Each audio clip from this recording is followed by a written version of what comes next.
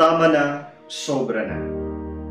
Sa panahon ngayon, napapansin natin na ang boses ng katotohanan ay unti-unting nilalamon ng ingay ng korupsyon, abuso, at kawalang katarungan. Sa bawat balita, may bagong iskandalo.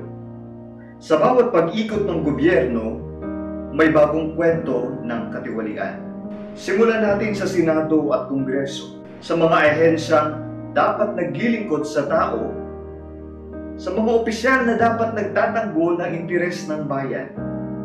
Naroon ang lagayan at sukulan na nagtatago sa ngalan ng serbisyong pampubliko.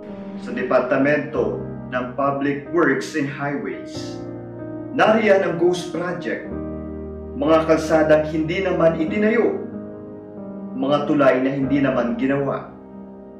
Pero milyon-milyon ang nawawala sa kaba ng bayan. Yumayaman ang iilan, habang lalong naghihirap ang sambayanan. Sa pagmimina, paulit-ulit nating nakikita ang parehong kwento. Bundok na winasak, komunidad na binaha, at buhay na nawala.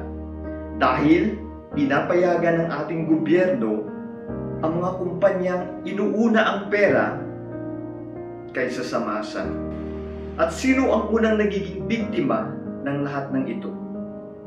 Hindi ang mayayaman, bagkus ang mga mahihirap, ang mga taong walang boses, mga taong walang laban, mga walang proteksyon.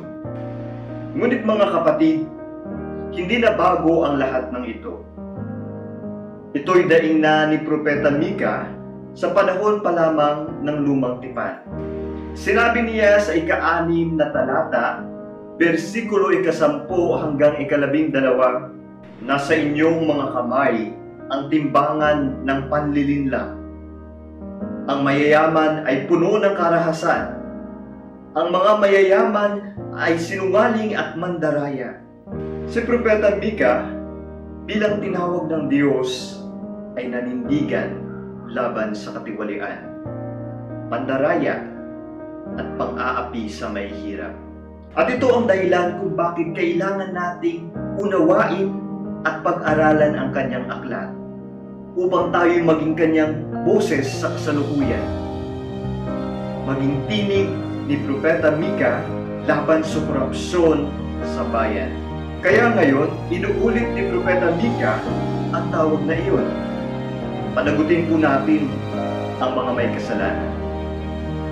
Ikulong po natin ang mga kurap at tayo'y manawagan para sa hustisya sa bayan.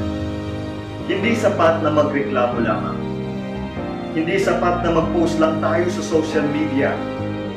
Tayo mismo, bilang mga kabataan, kabahagi ng simbahan, at mga leader o mamamayan, ay tinatawag sa pagkilos.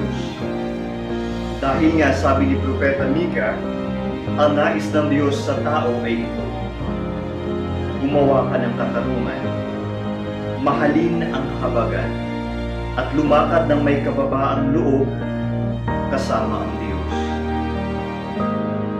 Tama na, sobra na. A call for transparency, accountability, and social justice.